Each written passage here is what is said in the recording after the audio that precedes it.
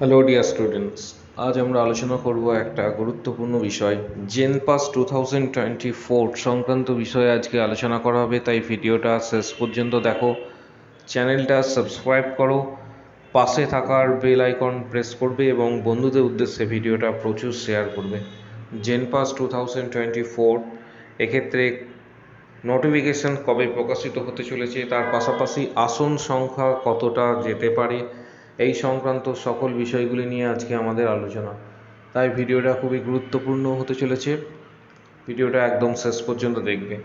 জেনপাসের এবছর 2024-এ আসন সংখ্যা কিছুটা পরিমাণ বৃদ্ধি হয়েছে। তার কারণ এখানে লাস্টের দিকে তোমরা যখন স্ক্রল ডাউন করবে তখন তোমরা দেখতে পাবে যে 11 নম্বর থেকে আপ টু নাম্বার 14, অর্থাৎ 11 নম্বর থেকে এক্ষেত্রে 14 নম্বর পর্যন্ত নতুন কিছু কোর্সের ইন্ট্রোডিউস করা হয়েছে। বাইরে বিশেষত নয়েজের জন্য কিছুটা প্রবলেম হতে পারে, কারণ আমি ওয়েস্ট বেঙ্গলের বাইরে এসেছি, তাই ভিডিও করতে এখানে একটু অসুবিধা হচ্ছে, এটা একটু অ্যাডজাস্ট করে নেবে। এবং এক্ষেত্রে তোমরা একটু নয়েজ সংক্রান্ত বিষয় তোমরা হয়তো এক্ষেত্রে ভিডিওর মধ্যে শুনতে পাচ্ছ, সেটা বাইরে থেকে। এবং সেক্ষেত্রে তোমাদের বলে রাখি যে এবছরে যে আসন সংখ্যা যেটা ইনক্রিজ করছে, সেটা এক্ষেত্রে তোমাদের কিছুটা পরিমাণ আসন সংখ্যা ইনক্রিজ হতে চলেছে। এবং এই আসন সংখ্যা ডিপেন্ড করছে কতগুলি কোর্সের ওপর, যেমন বিওটি বা BSc in RIT, BSc in CSIT and BSc in RT, এই চারটে কোর্সের এবছর ইন্ট্রোডিউস করা হচ্ছে বোর্ডের তরফ থেকে। অফিসিয়াল ওয়েবসাইটে কিন্তু এটাও জানানো হয়েছে। এর পরবর্তী ক্ষেত্রে তোমাদের জানাবো যে বিএসসি নার্সিং এবং বাকি যে আদার্স প্যারামেডিক্যাল কোর্সগুলি রয়েছে, এই কোর্সের বিগত বছরগুলিতে আসন সংখ্যা কত ছিল এবং এবছরের প্রস্তুতি বা প্রিপারেশনস কীভাবে তোমরা নেবে, তাহলে এক্ষেত্রে কিন্তু একটা সরকারি কলেজ পেতে পারো। 2022-23-এর নিরিখে যে আসন সংখ্যা ছিল সেটা তোমাদের একবার দেখাবো।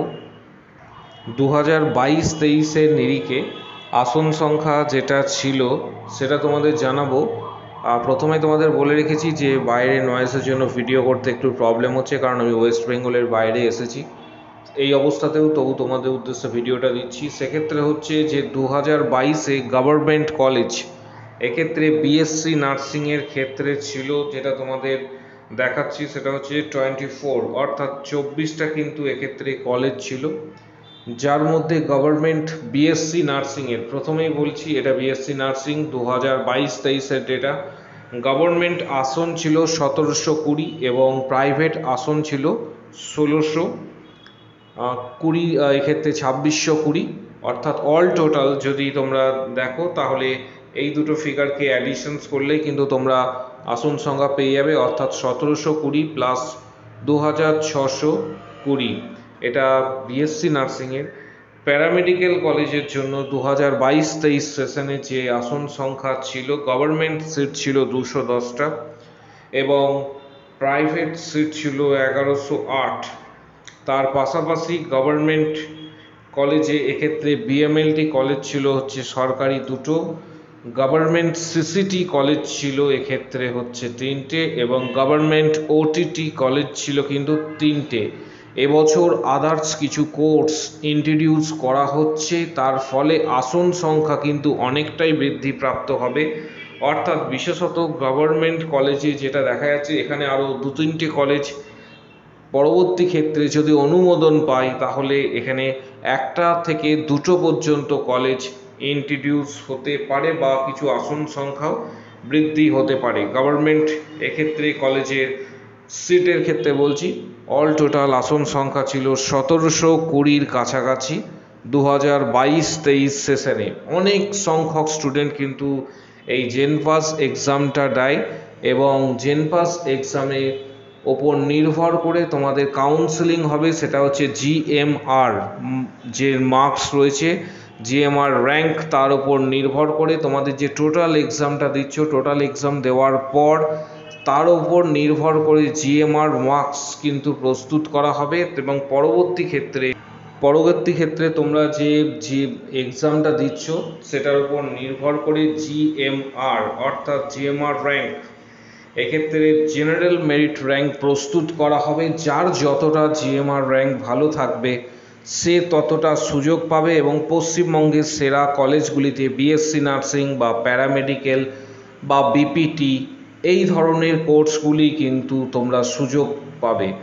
প্রস্তুতি এখন থেকেই কিন্তু নিতে হবে। এবং অনেকেই জানতে চেয়েছো যে তোমাদের ফর্ম ফিল আপ কবে শুরু হতে চলেছে। জেনপাসের ফর্ম ফিল আপ যেহেতু এই মুহূর্তে উচ্চ মাধ্যমিক পরীক্ষা রানিং অবস্থায় রয়েছে এবং উচ্চ মাধ্যমিক পরীক্ষা এই মুহূর্তে চলছে, তাই এক্ষেত্রে তোমাদের জানাবো যে তোমাদের খুব শীঘ্রই কিন্তু ফর্ম ফিল আপ শুরু হবে উচ্চ মাধ্যমিক পরীক্ষা শেষ হওয়ার পর। মূলত এটা ধরে রাখতে পারো তোমরা যে এন্ড অফ ফেব্রুয়ারি, অথবা এক্ষেত্রে তোমরা ধরে রাখতে পারো যে মার্চের ফার্স্ট উইক থেকে 10 তারিখের মধ্যেই কিন্তু তোমাদের ফর্ম ফিল আপের একটা এক্ষেত্রে আশা দেখা যাচ্ছে যে ফর্ম ফিল আপ শুরু হতে পারে।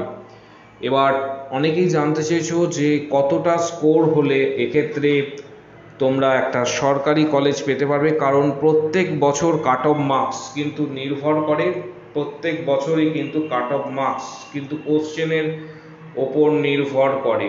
এবছরে যেরকম কোশ্চেন হবে তার ওপর কাট অফ মার্কস কিন্তু নির্ভরশীল। তবু একটা টার্গেট তোমাদের নিয়ে চলতে হবে, যে টার্গেটটা তোমাদের আমি জানাবো সেই টার্গেটটা যদি অ্যাচিভ করতে পারো তাহলে কোনো একটা জায়গায় বা কোনো একটা অবস্থাতে এক্ষেত্রে তোমাদের সুযোগ সুবিধা হতে পারে যে তোমরা গভর্নমেন্ট কলেজ পেতে পারো। টার্গেটটা কত রয়েছে সেটা তোমাদের জানাবো প্রত্যেককে। প্রথমেই তোমাদের বলে রাখি এখানে কিছু মার্কস তোমাদের জানাবো এবং সর্বোপরি ভিডিওটা শেষ পর্যন্ত দেখবে, কারণ এই মার্কসগুলি ছাড়াও আরও অনেক কিছু তথ্য তোমাদের দেবো। ইউআর ক্যাটাগরির যারা স্টুডেন্ট রয়েছে তাদের এক্ষেত্রে বলবো যে তোমরা মূলত তোমাদের যে মার্কস রয়েছে এই মার্কসটা অবশ্যই চেষ্টা করবে। ইউআর ক্যাটাগরির যারা স্টুডেন্ট তারা 45 থেকে 52 এর ওপর। আবারও বলছি, মার্কসের কাট অফ কিন্তু ডিপেন্ড করে কোশ্চেনের প্রকৃতির ওপর। কোশ্চেন যদি কঠিন হয় তাহলে কাট অফটা কিছুটা কমে, কোশ্চেন ইজি হলে কাট অফটা কিছুটা বাড়বে।